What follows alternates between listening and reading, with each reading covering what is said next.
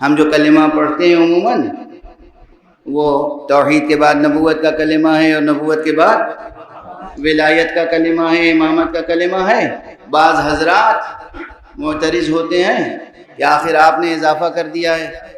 مگر ہم عرض کرتے ہیں کہ ہم نے کوئی اضافہ نہیں کیا ہے، ہمیں تو یہ خبر رسول پاک نے دی ہے۔ رسول اللہ صلی اللہ علیہ وآلہ وسلم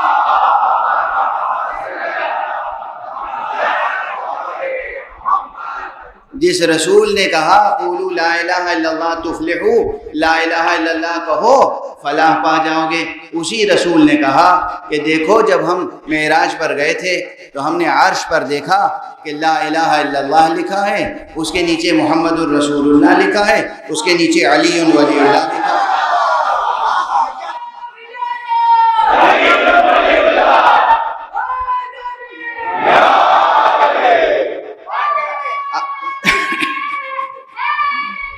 یا